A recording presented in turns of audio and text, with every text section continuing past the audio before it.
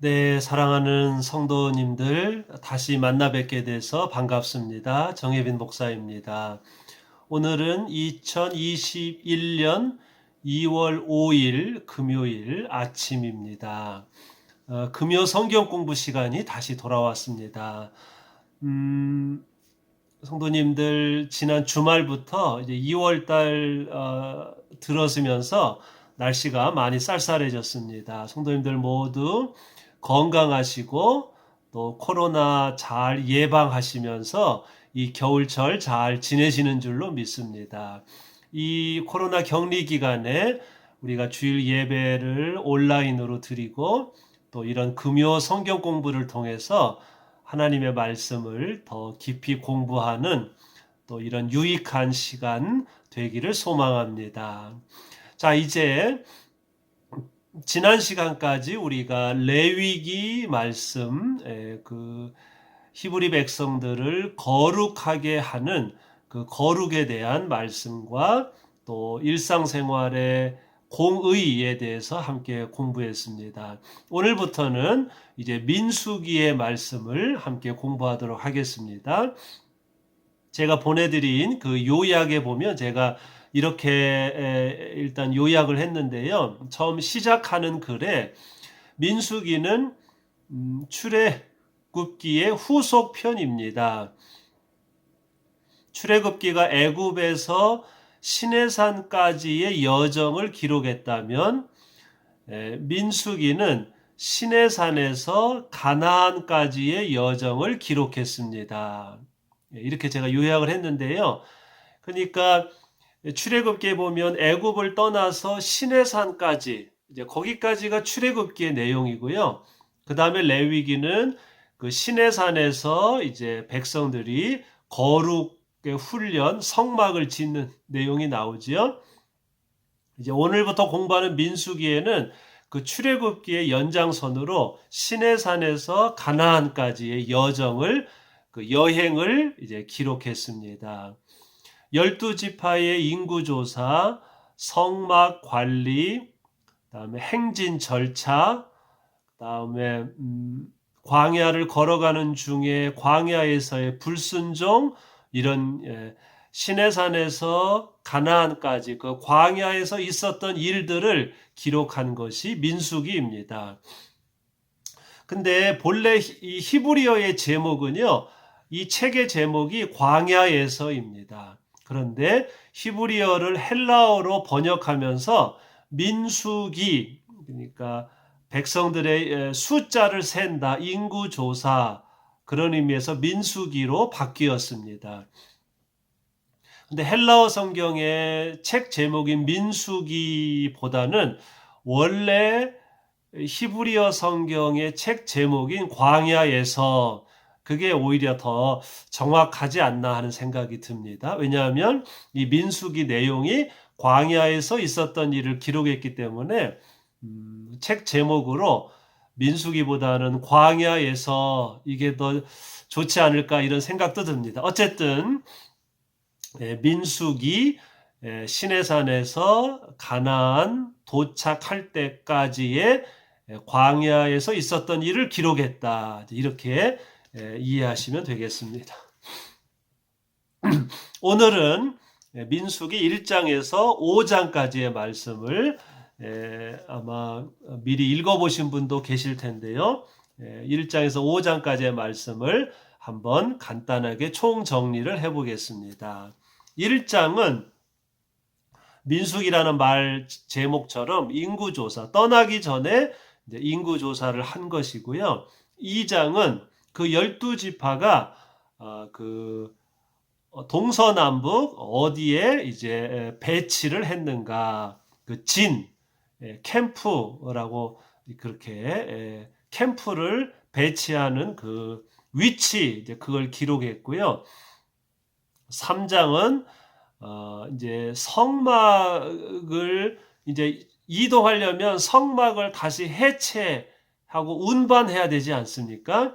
그래서 그와 관련된 레위 지파의 임무, 또 4장도 레위 지파의 임무에 대해서 특히 성막을 해체하고 운반하는 그 절차에 대해서 기록을 했고, 마지막 5장은 이웃 간에 또는 가정에서 어떤 보상하는 문제, 그다음에 부부 간에 어떤 간음했을 때 제사장이 판결하는 절차, 이제 이런 것들을 이제 기록을 했습니다. 자, 이제 조금 더 자세하게 1장부터 5장까지의 말씀을 이제 살펴보겠습니다. 1장, 1장의 내용은요, 한마디로 요약하면 이제 그 시내산을 출발할 때 이제 출발하기 전에 먼저 이제 인구 조사를 한 거죠. 우리 그 광야로 행진하는 전체 히브리 백성의 숫자가 얼마인지 인구 조사를 했다는 거예요. 네, 12지파별로 모든 인구를 다 조사한 것이 아니고 장정, 전투가 가능한 20세가 넘는 남자들을 계수했다. 그랬더니 60만 3,550명이 되었다. 이렇게 기록을 했습니다. 그런데 레위 지파는 그 인구 조사에서 제외되었고, 왜냐하면 레위 지파가 뭐 전투에 참가하거나 그런 것이 아니라 이제 성막을 관리하는 그런 일을 맡았기 때문에 레위 지파는 그 12지파 인구 조사에서 제외되었다. 각 지파는 성막을 중심으로 사방으로 장막 진을 쳤습니다. 이것이 이제 1장에 대한 기록인데요. 여기 세번역 성경을 보면 1장에 첫 번째 병적 조사 이렇게 제목이 되어 있죠. 그러니까 이제 출발할 때 인구 조사, 병적 뭐 엄밀히 말하면 뭐 병사 조사라고 볼 수 있겠죠. 첫 번째 인구 조사를 했다. 그러니까 이 이야기는 나중에 가나안에 도착했을 때 또 두 번째 인구 조사를 합니다. 어쨌든 인구 조사에 대한 내용이 나오는데요. 이스라엘 자손이 이집트 땅에서 나온 지 2년이 되던 해 둘째 달 초하루에 주님께서 시내 광야의 회막에서 모사에게 말씀하셨다. 너희는 이스라엘 사람 가운데 20살이 넘어 군대 입대할 수 있는 남자들을 계수하여라. 이렇게 되어 있는데요. 출애굽한 지 2년이 되던 해 둘째 달 초하루 이렇게 되어 있는데 이것은 이제 그 히브리의 달력이고요. 이따가 설명하겠지만 시내산에서 대략 1년 정도 머뭅니다. 그리고 이제 출발할 때 인구 조사를 했는데 각 지파별로 20살이 넘은 남자들 인구 조사를 해라. 그래서 루벤 지파부터 그 야곱의 12아들 쭉 순서대로 인구 조사를 쭉 해서 각 지파에 20살이 넘은 남자들의 인구가 이렇게 쭉 기록이 되어 있습니다. 그래서 1장 46절에 보면 총 20살 이상 남자 인구가 60만 3,550명이고 레위 사람은 그 인구 조사에 포함되지 않았다. 이렇게 기록이 되어 있습니다. 우리가 무엇이든지 무엇을 할 때 이제 그 기록을 정확하게 숫자를 알아야 되니까 이제 본격적으로 시내산에서 광야로 출발할 때 이제 이렇게 인구 조사를 했다. 이제 그렇게 1장에 기록을 해놨습니다. 그 다음에 그 각 지파가 이제 성막을 중심으로 장막을 쳤다 그랬는데요. 2장에 그 내용이 나옵니다. 2장을 보면 세번역 성경은 부대를 편성했다. 그러니까 12지파가 이제 부대가 되는 거예요. 군대. 그래서 12지파가 부대를 편성했고 성막을 가운데 놓고 동서남북 세 지파씩 동쪽에도 세 지파, 서쪽에 세 지파, 남쪽에 세 지파, 북쪽에 세 지파, 그러니까 12지파죠. 그래서 동서남북에 12지파가 자리를 잡았고 행진할 때도 뭐 동쪽부터 이렇게 순서대로 그 절차를 이제 기록을 해놨습니다. 그래서 여기 세번역 성경의 2장에 보면 부대 편성 및 행군 순서 이렇게 제목이 되어 있지요. 이걸 자세히 보시면 성막을 중심으로 해가 뜨는 이제 제일 먼저 출발하는 그리고 그 선두에서는 동쪽 거기에는 유다, 이사갈, 스불론 지파가 자리를 잡았고 서쪽에는 요셉의 두 아들인 에브라임, 므낫세, 그 다음에 베냐민 지파가 자리를 잡았고 남쪽에는 루벤, 시몬, 갓 지파가 자리를 잡았고 북쪽에는 단, 아셀, 납달리 지파가 자리를 잡았습니다. 이걸 보면 그 비슷한 형제들끼리 그 지파끼리 그러니까 이제 야곱의 그 12아들들의 이제 어머니가 다르잖아요. 그러니까 같은 어머니에서 나온 그 후손들끼리 이제 서로 묶어서 이렇게 동서남북으로 12지파가 자리를 잡았지요.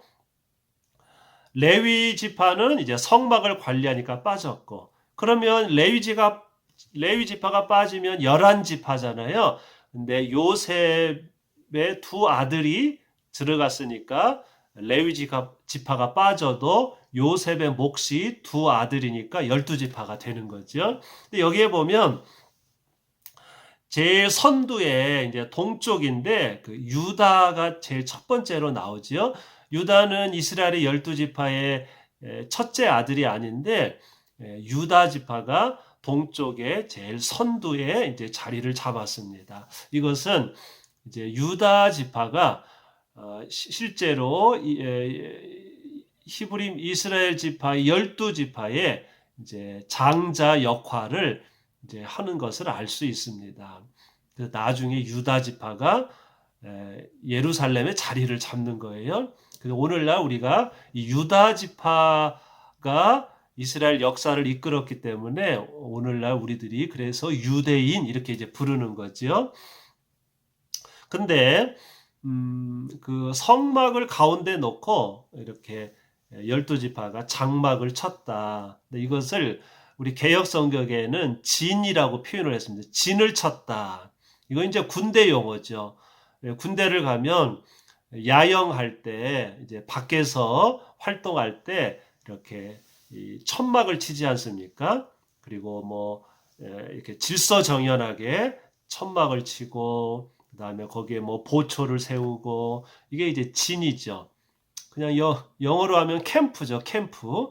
이제 진을 쳤다 이렇게 표현을 하는데 장막을 쳤다. 거기에 자리를 잡았다. 그래서 출발할 때도 질서 있게 동서남북 순서대로 그다음에 자리를 잡을 때도 동서남북 질서 있게 그리고 세 지파씩 동서남북을 이렇게 경계하면서 외적의 침입을 막으면서 가운데에는 성막이 있었다. 그러니까 이 성막을 중심으로 이스라엘 백성이 이렇게 사방에 자리를 잡았다. 뭐 나름대로 경계도 잘하고 성막을 보호도 잘하고 아주 질서 있게 체계적으로 걸어갈 때도 그다음에 잠잘 때도 이렇게 지파별로 질서 있게 행진했다는 것을 알 수 있습니다. 3장을 가면은요. 이제 3, 4장은 그 레위 지파가 성막을 그 어떻게 그 관리하는가 이제 그런 거기에 대한 말씀이 나옵니다. 그래서 세번역 성경에는 아론의 아들들 이런 이제 말씀이 나오죠. 그리고 레위 그 다음에 3장 5절에 보면 제사장을 돕는 레위 사람 이렇게 나옵니다. 그러니까 아론과 그 아론의 아들들은 제사장이에요. 제사를 드리는 그 아론의 후손들은 제사장 역할을 하고요. 더 넓게 저 조상 다윗의 아들인 레위 지파의 후손들은 제사장을 도와서 성막을 이제 운반하는 이제 그런 역할을 한 거지요. 3장 레위 지파는 성막에서 봉사하는 일을 맡았습니다. 레위의 첫째 아들 게르손의 후손들, 그들은 성막의 휘장과 줄을 관리하였고, 레위의 둘째 아들 고핫의 후손들은 언약궤, 떡상, 등잔대와 같은 기구를 관리하였고, 셋째 아들 무라리의 후손들은 널빤지와 기둥을 관리하였습니다. 모든 지파에서 태어난 맏아들을 주님께 바쳐야 하는데 레위 지파가 모든 지파의 맏아들을 대신하여 주님께 바쳐졌습니다.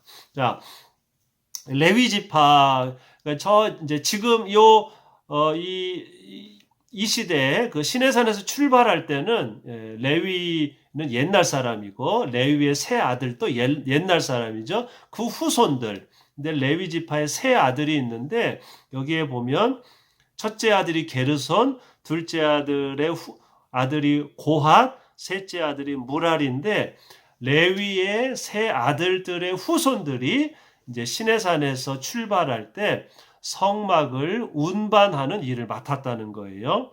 그래서 그 레위의 첫째 아들 게르손의 후손들은 이제 우리가 성막을 공부했지만 성막에 보면 성막 휘장이 있지 않습니까? 휘장이 있고 그다음에 그 여러 가지 아주 복잡한 그 줄이 있습니다.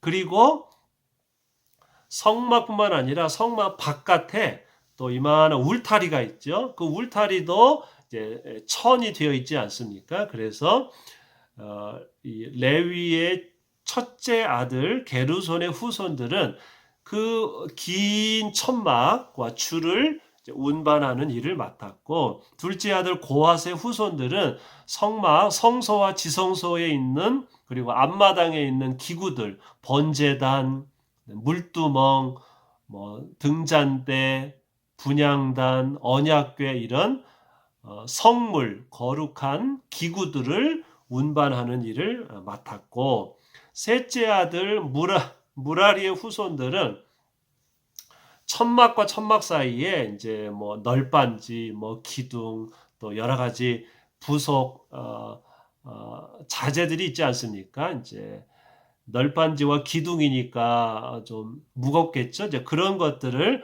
관리하는 일을 맡았다. 어쨌든 레위의 아들들의 후손들이 각각 이렇게 역할 분담을 해서 성막을 운반하는 일을 맡았다. 그런데 레위의 둘째 아들이 고핫인데요. 고핫의 후손들이 이 성물을 운반했지 않습니까? 근데 이 레위의 둘째 아들 고핫의 후손들이 여기에서 모세와 아론이 나왔기 때문에 그래서 아마 모세와 아론의 조상인 레위의 둘째 아들 고핫, 그 고핫 계통에서 성물을 운반한 것 같습니다.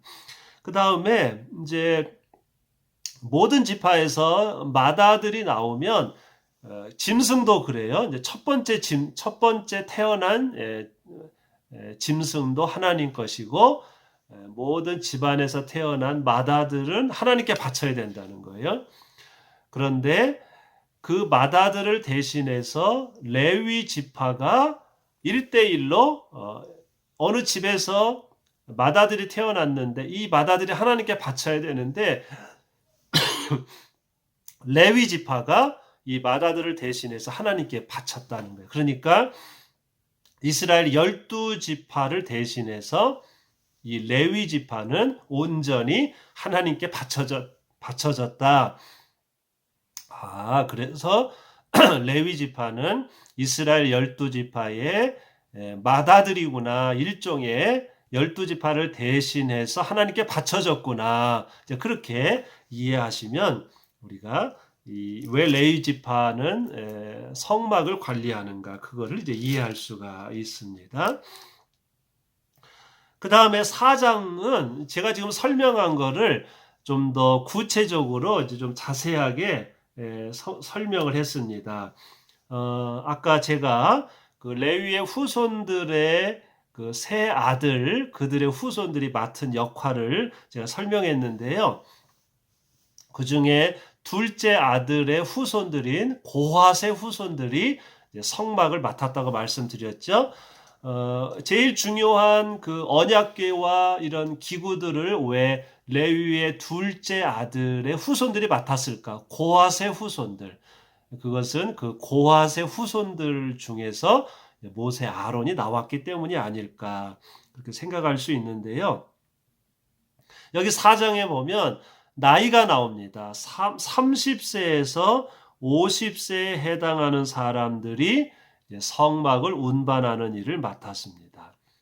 그것은 아마도 이제 육체적으로 힘드니까 요 30세에서 50세에 해당하는 요 장정들이 이런 일을 하라는 뜻이 아닐까요?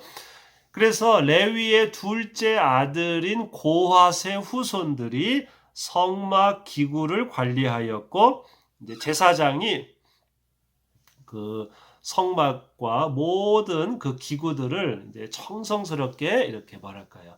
천으로 묶고 포장을 하죠. 그러면 이제 고핫의 후손들이 그 기구들을 둘러매고 행진하였다. 마찬가지로 그 첫째 아들 게르손의 후손들이 회막, 성막, 천막과 줄을 관리하였고 그것들을 둘러매고 행진하였고요. 셋째 아들 레위의 셋째 아들 무라리의 후손들이 널빤지와 기둥을 관리하였고 그것들을 둘러매고 행진하였다. 그래서 이 성막을 운반하는 요 레위 지파의 세 아들의 후손들이 그리고 특히 30세에서 50세에 해당하는 사람들의 전체 숫자가 여기 또 정확하게 나오죠. 8,580명이다. 이렇게 이제 기록이 되어 있고요. 운반은 레위의 후손들이 하였지만 성막에 그 언약궤라든지 이런 기구 이런 것을 설치하는 작업, 해체는 오직 아론 집안의 제사장들이 했다. 그러니까 제사장만이 성막 안에 들어가서 뭐 언약궤 등잔대, 진설병, 뭐 분향단 이런 거를 이제 포장하고 이런 것은 오직 제사장만이 했고 그리고 그 다음 모든 제사장들이 이게 보이지 않게 다 포장을 하고 성막을 이제 다 내려놓고 해체를 하면 그 다음에 레위의 후손들이 운반을 하였다. 성막 안에서 기구들을 만지는 것은 아론의 후손, 아론의 아들들, 제사장들만이 할 수 있었다. 그러니까 이 3장, 4장은 성막, 이 12지파의 가운데에 있는 하나님의 임재를 상징하는 그 성막을 이제 운반하는 우리도 집안을 이사할 때는 우리가 해야 할 일이 얼마나 많습니까? 그것처럼 레위 지파가 이렇게 성막을 물론 이동식 성막이라 천막이니까 이제 천막을 지은 이유가 이제 이동하기 편하게 하기 위한 거죠. 그래도 그 성막에는 천막도 있고 줄도 있고 널빤지도 있고 기둥도 있으니까 그 성막을 해체하고 운반하는 그 과정을 이렇게 3장, 4장에 좀 자세하게 기록을 하였고 그 일을 레위의 세 아들의 후손들이 역할 분담을 하였다. 이제 그 내용입니다. 마지막 5장은요. 이 성막에 행진할 때 인구조사 또 성막의 운반과는 조금 관련이 없는 그런 내용이 나오는데 아마도 이 운반할 때 부정한 일을 미리 예방하고 부정한 또 이웃 간에 부부 간에 다툼이 있을 때 이거를 먼저 해결하고 부정한 일을 해결하고 그래서 깨끗하고 홀가분한 마음으로 이제 출발하자는 의미에서 아마 5장에 이 내용이 들어간 것 같습니다. 5장의 내용은요. 출발할 때 이제 부정한 거를 한 번 더 깨끗하게 하는 그런 절차인데요. 우선 첫 번째로 환자가 생겼을 경우에는 이게 이제 제가 그동안 우리가 공부한 것처럼 전염될 수 있으니까 진 바깥으로 장막 그 12지파가 위치한 거주하는 그 진 캠프 바깥으로 격리시켜라. 이제 그런 내용이 나오죠. 그다음에 남에게 피해를 입힌 사람은 그 본래 피해를 입힌 그 가격에다가 5분의 1, 그러니까 20%를 더해서 피해 입힌 사람에게 갚아야 된다. 이거는 이제 그 이웃 간의 다툼이 일어났을 때 그 배상을 120% 배상하라. 이제 그런 내용이 나오고요. 그다음에 5장 11절에서 31절까지 그 마지막 내용은 이게 참 이해하기가 좀 어려운 내용인데요. 그 새번역 성경은 5장 11절에 아내의 간통을 밝히는 절차 이런 내용이 나와 있어요. 이제 요약을 하면 남편이 아내의 간음을 의심할 경우 이제 부부가 제사장에게 가서 이거를 해결해 달라고 하면 제사장은 성막 바닥의 흙을 깨끗한 물에 타서 여인에게 마시게 합니다.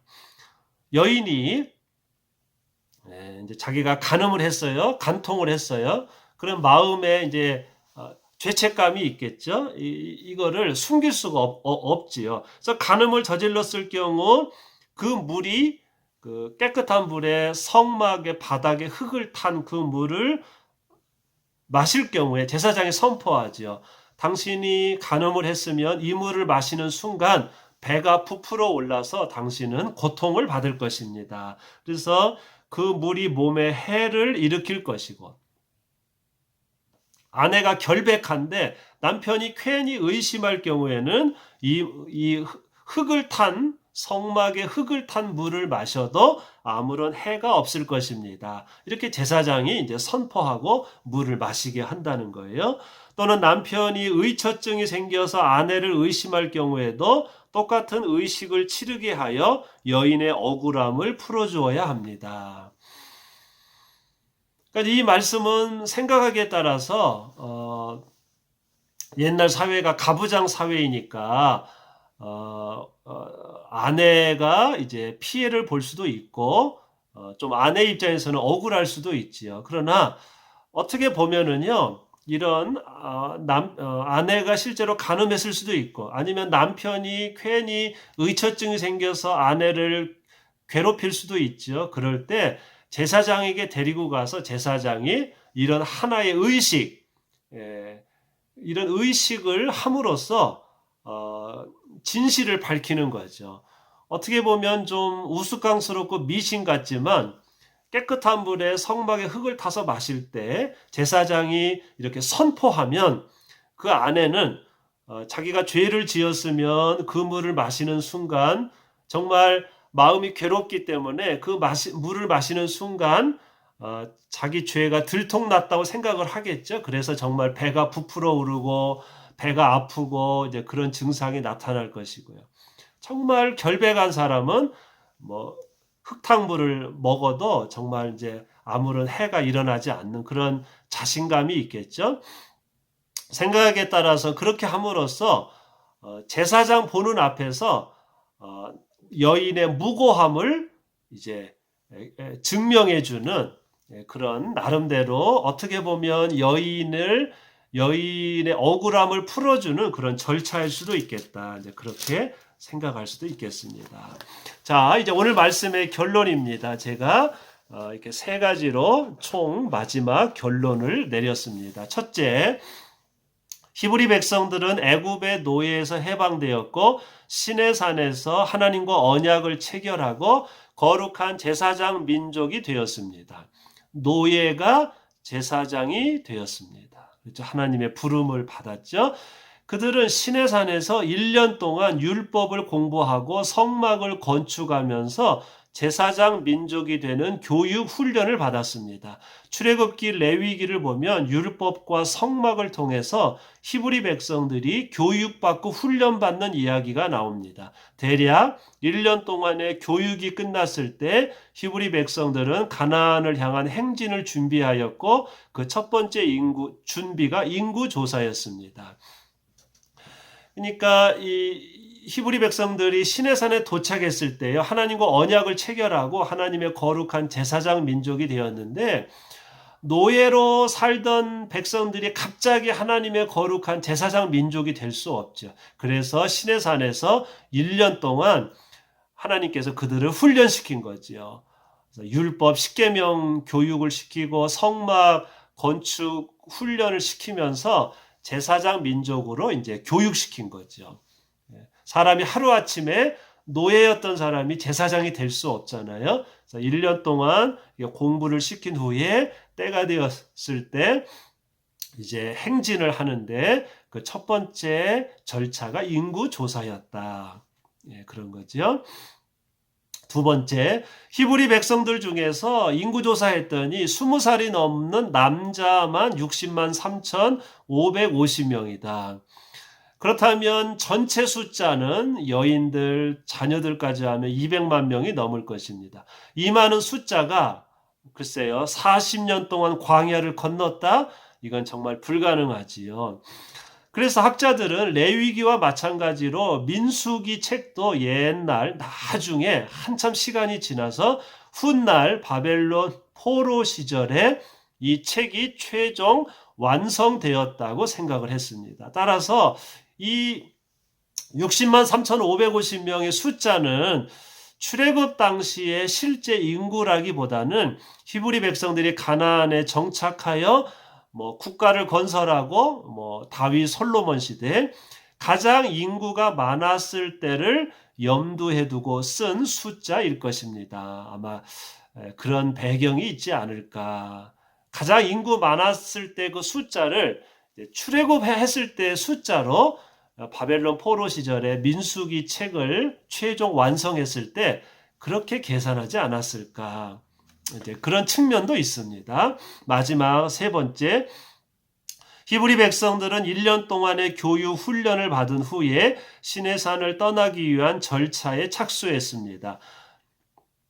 지파별로 인구를 조사하였고 지파별로 행진 위치를 정하였고 자리를 잡았고 레위의 후손들이 성막 운반을 담당하였고 사람 사이에 부정한 일을 미리 예방하였습니다. 때가 되었을 때 히브리 백성들이 질서 있게 행진을 준비하는 모습을 볼 수 있습니다.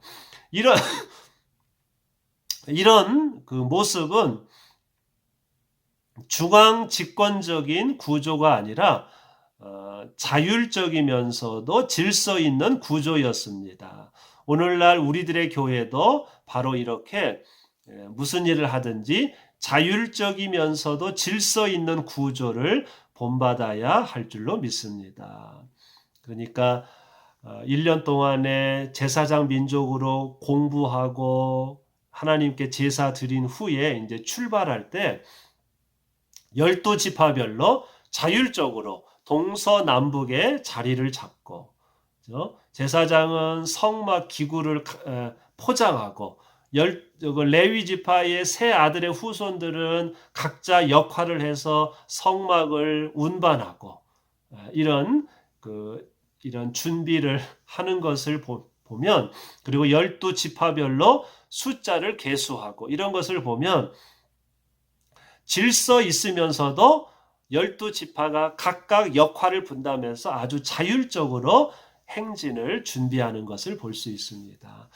오늘날 우리들의 교회도 이렇게 구역별로, 소회별로, 아주 위원회별로 자율적이면서도 또 협력하고 질서 있게 우리가 이 일을 추진하는 그런 모습을 우리가 가져야 하겠습니다. 기도하겠습니다. 하나님, 민수기 1장부터 5장까지의 말씀을 통해서 이제 모든 시내산에서 율법을 공부하고 성막을 건축하며 제사장 민족으로서의 모든 훈련을 다 받은 후에 히브리 백성들이 인구를 조사하고 또 장막, 성막을 가운데 놓고 질서 있게 12지파가 자리를 잡고 성막을 해체하고 또 레위의 후손들이 역할을 분담하면서 성막을 운반하는 그 모든 절차,